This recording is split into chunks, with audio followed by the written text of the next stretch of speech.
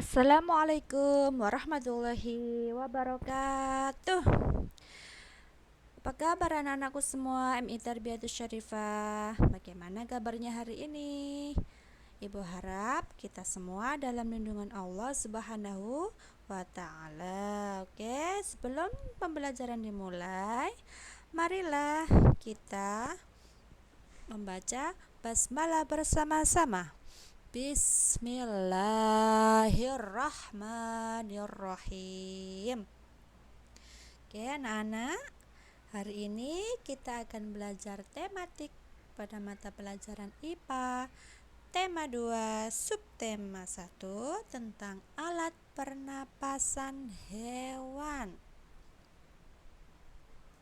Oke, dibuka bukunya, LKS-nya halaman 8. Sistem pernapasan pada hewan. Hewan memiliki alat pernapasan yang berbeda-beda, tergantung pada jenis dan habitatnya. Alat pernapasan hewan ini terdiri atas, yang pertama ada paru-paru, yang kedua ada insang, yang ketiga ada trakea, dan yang keempat ada kulit. Sedangkan hewan yang bernapas dengan paru-paru antara lain yaitu mamalia. Apa sih nak? Mamalia ini adalah hewan menyusui. Selanjutnya yaitu ada burung, ada reptil, ada amfibi. Oke, selanjutnya yaitu ikan bernapas dengan insang, cacing bernapas dengan kulit, dan belalang bernapas dengan trakea. Oke, mengapa sistem pernapasan pada hewan ini berbeda-beda? Karena disebabkan oleh faktor habitat pada hewan yang berbeda-beda. Oke, selanjutnya yang pertama yaitu hewan dengan alat pernapasan insang. Pada umumnya ikan ini bernapas dengan insang. Letak insang berada di sisi kepala, bentuknya seperti sisir. Nah, untuk lebih jelasnya perhatikan gambar di samping. Oke. Insang ini terdiri atas 3 bagian, yaitu sebagai berikut. Yang pertama ada rigi-rigi insang, berfungsi sebagai penyaring air agar kotoran tidak masuk ke dalam lembaran insang. Ini fungsinya dari rigi-rigi insang. Terus yang B yaitu lembaran-lembaran insang yang berfungsi menyerap oksigen dari dalam air. Terus yang C yaitu lengkung insang yang berfungsi sebagai tempat melekatnya lembaran insang. Ini jadi contoh gambar dari anatomi insang. Ikan memperoleh oksigen dari air dengan menggunakan alat khusus yang disebut dengan insang. Saat bernapas, ikan memasukkan air melalui mulut. Kemudian, air dialirkan melalui insang.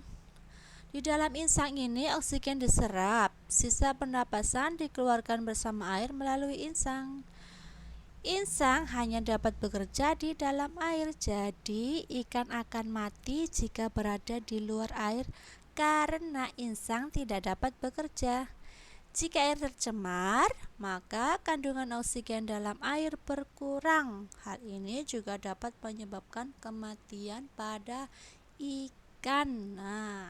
Anak, jadi ikan ini kalau tidak ada air, maka dia akan mati.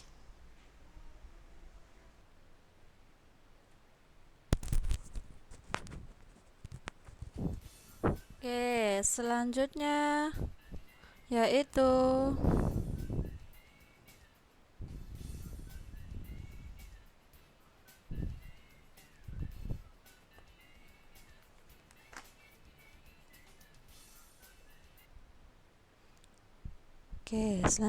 yaitu hewan dengan alat pernapasan paru-paru. Oke. Paru-paru ini tidak hanya sebagai alat pernapasan manusia, beberapa jenis hewan juga memiliki paru-paru sebagai alat pernapasannya.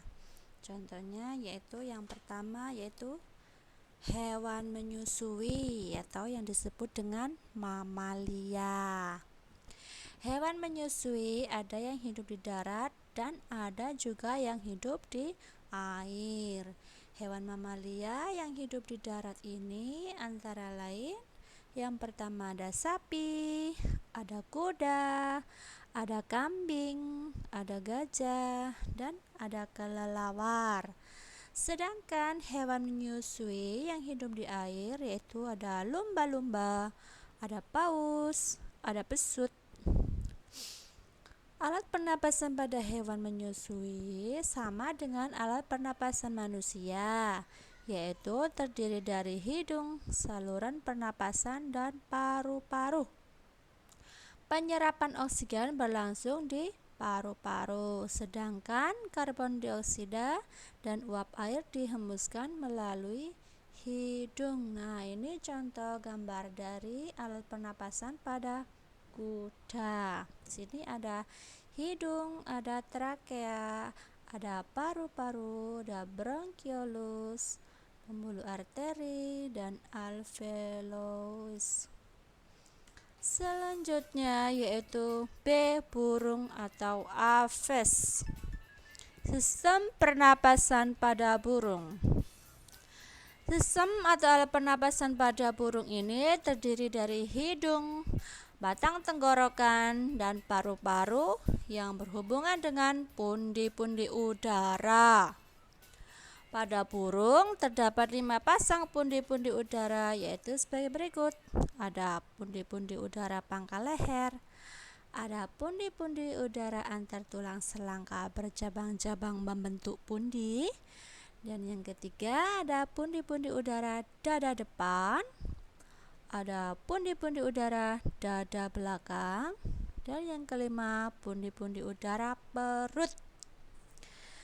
Pada saat terbang, pundi-pundi udara dapat mengembang dan mengempis mengikuti irama kepakan sayap. Pundi-pundi udara ini berisi udara yang dapat digunakan pada saat terbang.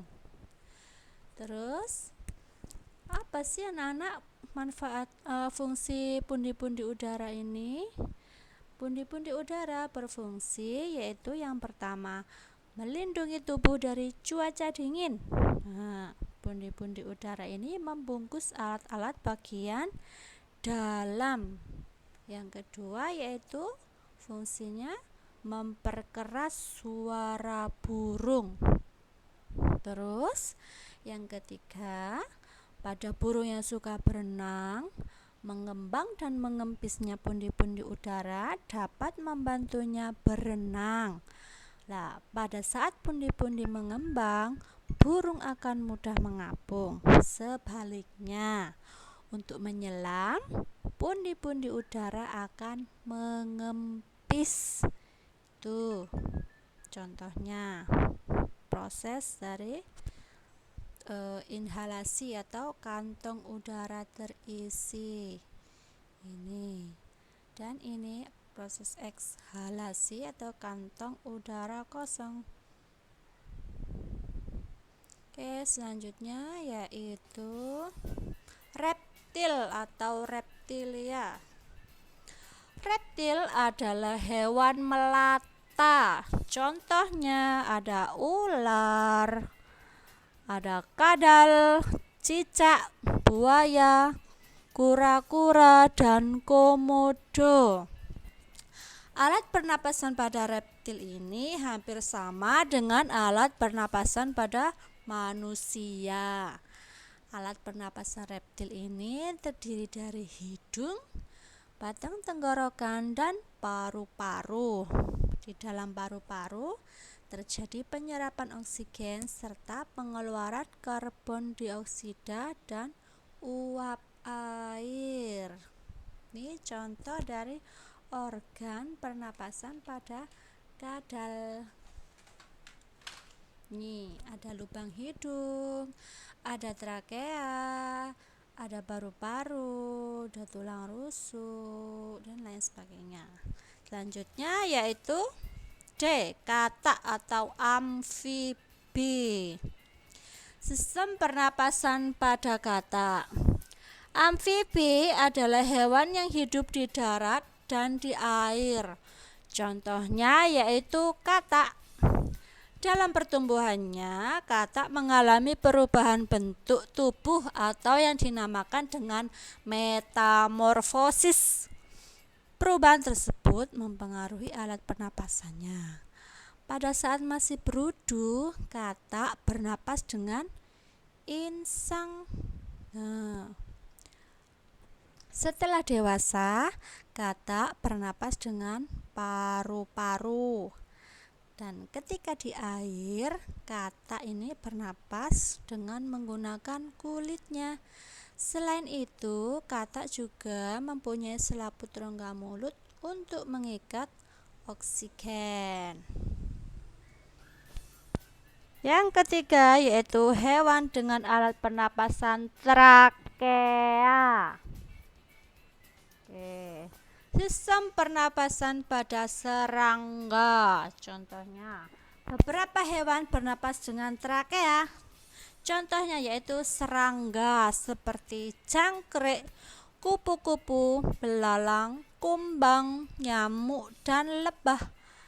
Di sepanjang sisi tubuh serangga terdapat lubang-lubang yang disebut dengan spirakel. Spirakel ini berfungsi sebagai tempat keluar masuknya udara ke tubuh. Kemudian, oksigen diedarkan ke seluruh tubuh melalui trakea. Hal itu dapat terjadi karena trakea bercabang-cabang sampai ke seluruh tubuh. Pembuluh yang paling halus disebut trakeol. Peredaran oksigen ke seluruh tubuh serangga melalui trakea. Hal itu disebabkan serangga tidak memiliki pembuluh darah. Nah, ini jadi contoh pernafasan pada serangga. Ini namanya trakeol. Ada spirakel, di sini tempatnya spirakel. Ini kantong udaranya. Terus ini trakea, ini sel tubuhnya. Lanjut. Hewan dengan alat pernapasan kulit. Contoh hewan yang bernapas dengan kulit yaitu cacing. Cacing tidak mempunyai alat pernapasan khusus. Cacing bernapas melalui permukaan kulit. Pada tubuh cacing ditutupi oleh selaput benang tipis yang disebut dengan kutikula. Nah, kutikula ini selalu lembab dan basah, dan melalui kutikula inilah cacing bernapas. Dan kutikula ini menyebabkan udara di dalam tanah dapat masuk ke pembuluh darah cacing, dan setelah masuk ke pembuluh darah, udara tersebut diedarkan ke seluruh tubuh cacing. Ini contohnya. Ada pembuluh jantung pembuluh, ada pembuluh darah ventral, ada pembuluh darah dorsal. Selanjutnya yaitu sistem pernapasan manusia. Manusia bernapas untuk memasukkan udara ke dalam tubuh, dan udara ini mengandung oksigen. Oksigen ini dibutuhkan untuk mendapat energi dari makanan. Energi itu untuk menggerakkan semua proses kehidupan yang sangat penting pada tubuh. Iya. Selanjutnya, misalnya yaitu saat kita tertidur, dalam setiap tarikan napas kita menghisap dan mengembuskan sekitar setengah liter udara. Kita menarik napas banyak 15 sampai 20 kali setiap menit. Sebaliknya, setelah beraktivitas berat, kita membutuhkan lebih banyak oksigen. Saat itu kita menarik napas lebih dalam dan lebih cepat. Dalam setiap tarikan napas, kita menghirup udara sebanyak 3 liter atau lebih. Nah, dalam setiap menit kita menarik nafas sebanyak 50 kali atau lebih. Itulah sebabnya kita bisa terengah-engah. Oke, lanjut, yaitu organ pernapasan pada manusia ini terdiri dari yang pertama ada hidung, yang kedua ada faring. Di mana letaknya faring? Di sini. Yang ketiga ada laring. Ini letaknya laring. Dan yang keempat trakea. Ini trakea. Yang kelima ada bronkus. Contoh gambar bronkus. Yang ketujuh bronkiolus. Yang kedelapan alveolus. Yang terakhir yaitu ada paru-paru. Ini contoh dari gambar paru-paru manusia. Selanjutnya yaitu jenis-jenis pernapasan pada manusia. Pernapasan adalah proses memasukkan udara dari luar ke paru-paru, kemudian dikeluarkan lagi keluar tubuh. Nah, setiap makhluk hidup ini melakukan respirasi atau pernapasan. Pernapas diperlukan untuk mengambil oksigen yang berguna bagi proses metabolisme serta membuang limbah metabolisme berupa uap air dan karbon dioksida. Proses pernapasan pada manusia ini terdiri dari 2 jenis, yaitu yang pertama ada pernapasan dada dan pernapasan perut. Selanjutnya kita akan membahas tentang pernapasan dada.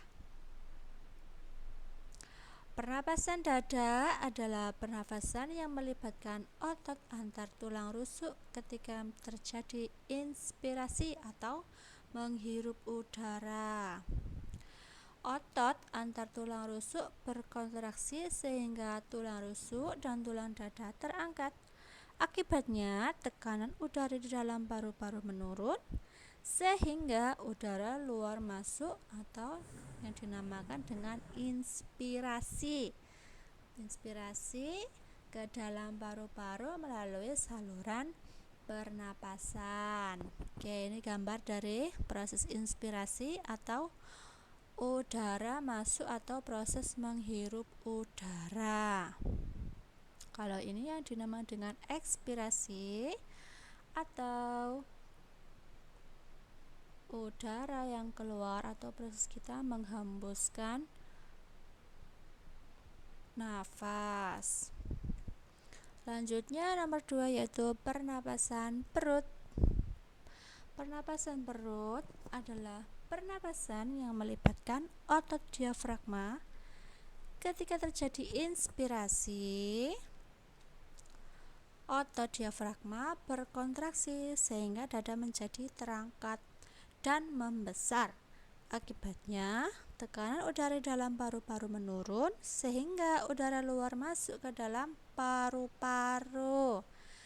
Dan ketika terjadi ekspirasi, otot diafragma berelaksasi sehingga posisi dada kembali normal. Akibatnya, tekanan udara di dalam paru-paru meningkat sehingga udara di paru-paru keluar. Ini contoh dari pernapasan perut. Ini saat diafragma berkontraksi, ini diafragma berelaksasi. Oke, anak-anak. Dari sini penjelasan dari Ibu untuk materi IPA hari ini. Selanjutnya yaitu penugasan di LKS kalian halaman 39 Rom 1 dan Romawi 2 dikerjakan di buku tugas. Oke anak-anak, sampai di sini yang Ibu bisa sampaikan. Kurang lebihnya Ibu mohon maaf yang sebesar-besarnya. Akhirul kalam. Sebelum kita menutup pembelajaran, marilah kita tutup dengan bacaan hamdalah bersama-sama. Alhamdulillahirabbil alamin. Wassalamualaikum warahmatullahi wabarakatuh.